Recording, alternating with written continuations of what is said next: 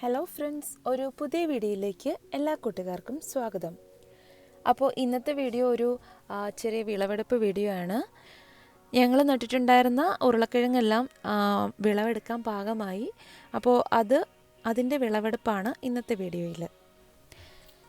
ഈ ഉരുളക്കിഴങ്ങ് ഞങ്ങൾ നട്ട രീതിയും അതിൻ്റെ പരിചരണവും എല്ലാം ഈ വീഡിയോയിൽ പറയുന്നുണ്ട്. അപ്പോൾ നമുക്ക് വീഡിയോയിലേക്ക് കിടക്കാം.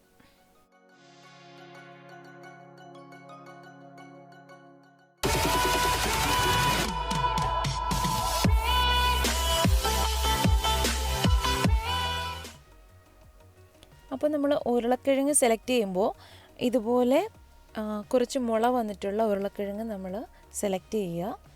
എന്നിട്ട് നമ്മൾ ആ മുളയുള്ള ഭാഗം മാത്രം കട്ട് ചെയ്ത് നമുക്ക് നടാൻ പറ്റും. ഇതിന് വേണ്ടിയിട്ട് ഈ ഒരു ഫുൾ ഉരുളക്കിഴങ്ങ് നമ്മൾ നടേണ്ട കാര്യമില്ല. ഒരു ചെറിയ മുളയും കുറച്ച് ഉരുളക്കിഴങ്ങിൻ്റെ കുറച്ച് ഭാഗം വെച്ചിട്ട് മുള എടുത്താൽ മതിയാകും.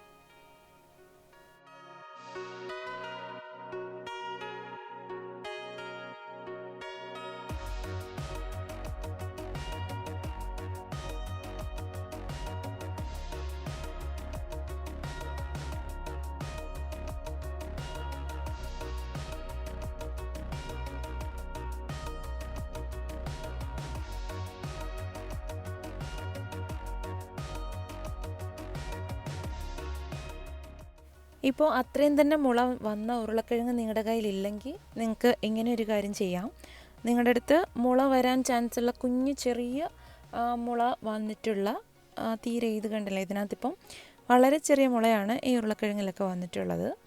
അപ്പോൾ അതുപോലെയുള്ള ഉരുളക്കിഴങ്ങിൻ്റെ ആ മുള വരാൻ ചാൻസ് ഉള്ള ആ ഭാഗം കട്ട് ചെയ്തെടുത്ത് ഒരു പാത്രത്തിൽ കുറച്ച് വെള്ളത്തിൽ വെച്ചിരുന്നാൽ അതിന് നല്ല രീതിയിൽ മുള വരുന്നതായിരിക്കും. അതിനുശേഷം നമുക്ക് ഇതിനെ മണ്ണിലേക്ക് മാറ്റാം. ഇതിപ്പോൾ ഞാൻ അങ്ങനെ വളരെ ചെറിയ മുള വന്ന ഉരുളക്കിഴങ്ങിൻ്റെ ഈ ചെറിയ ഭാഗങ്ങൾ എടുത്ത് വെച്ച് ഒരു 5-6 ദിവസം കഴിഞ്ഞിട്ടുള്ള വീഡിയോ ആണിത്. ഇല വരാൻ തുടങ്ങുന്നു, ചിലതൊക്കെ മുള കുറച്ചും കൂടെ വലുതായിട്ടുണ്ട്. ഇതായി കഴിഞ്ഞാൽ എത്രയും ആയിക്കഴിഞ്ഞാൽ നമുക്കിതിനെ മണ്ണിലേക്ക് മാറ്റാവുന്നതാണ്.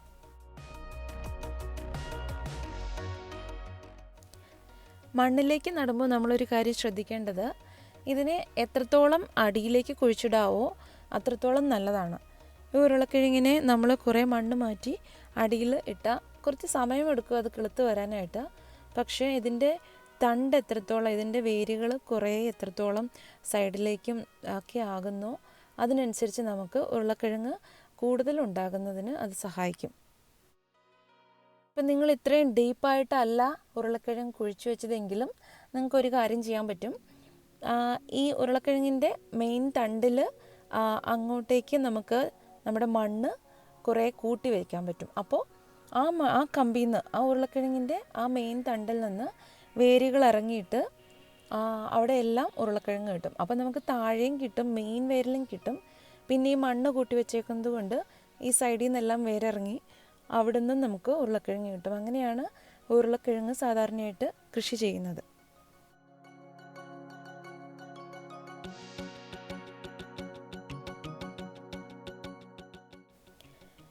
അപ്പോൾ ഇത് കുഴിച്ചു വെച്ചതിന് ശേഷമുള്ള വീഡിയോ ഒന്നും എൻ്റെ കയ്യിലില്ല. 1-2 ഫോട്ടോസ് മാത്രമേ എൻ്റെ കയ്യിലുള്ളൂ.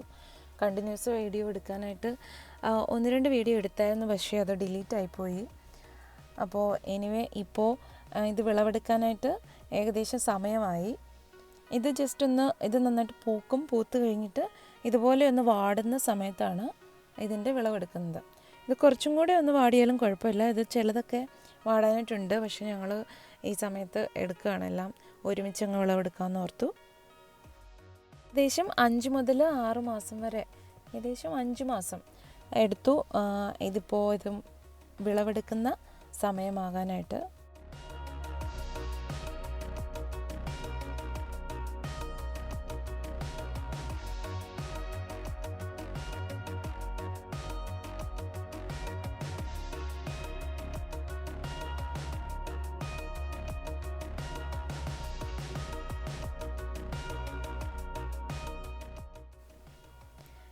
ഇത് കണ്ടില്ലേ, ഏകദേശം നല്ല വലിപ്പത്തിലുള്ള ഉരുളക്കിഴങ്ങ് തന്നെ ഞങ്ങൾക്ക് കിട്ടി. മിക്കവാറും കിട്ടിയ ഉരുളക്കിഴങ്ങ് എല്ലാത്തിനും തന്നെ നല്ല വലിപ്പമുണ്ടായിരുന്നു. പിന്നെ വളരെ കുഞ്ഞായിട്ടുള്ള ഉരുളക്കിഴങ്ങിൻ്റെ വിത്തുകൾ ഞങ്ങൾ അവിടെ തന്നെ തിരിച്ചു കുഴിച്ചിടുക ചെയ്തത്.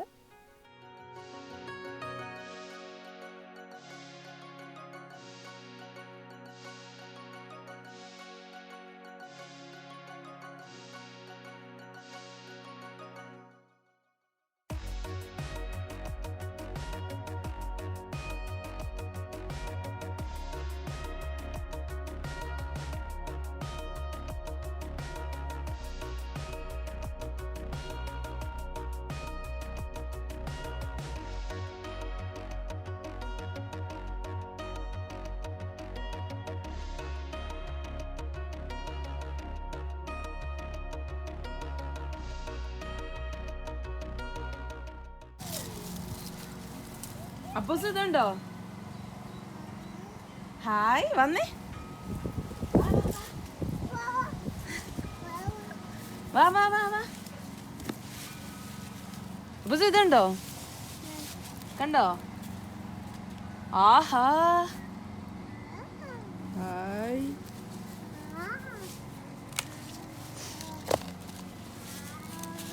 ആഹാ,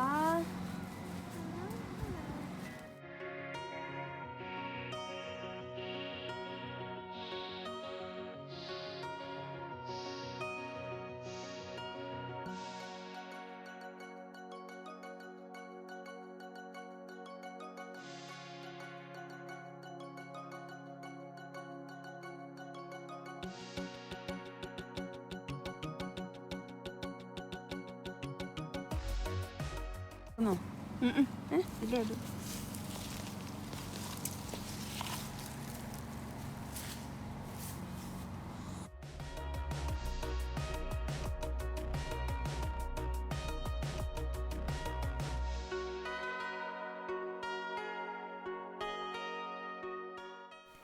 ഇത്രയും കുറഞ്ഞ സ്ഥലത്തുനിന്ന് തന്നെ നല്ല രീതിയിൽ നല്ല വലിപ്പത്തിലുള്ള ഉരുളക്കിഴങ്ങ് ഞങ്ങൾക്ക് കിട്ടിയിട്ടുണ്ട്.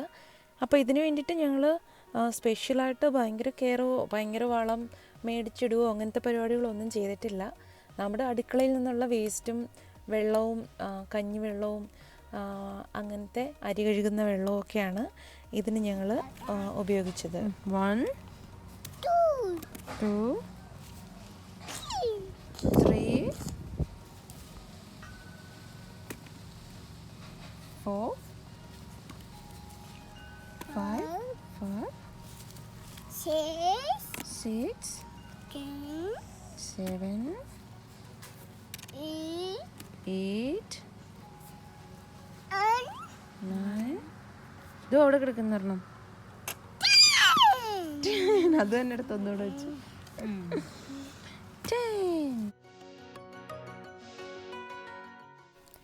ഇത്രയും സ്ഥലത്ത് നിന്ന് ഞങ്ങൾക്ക് ആ ഒരു കൊട്ട നിറച്ച് നല്ലപോലെ ഉരുളക്കിഴങ്ങ് കിട്ടി.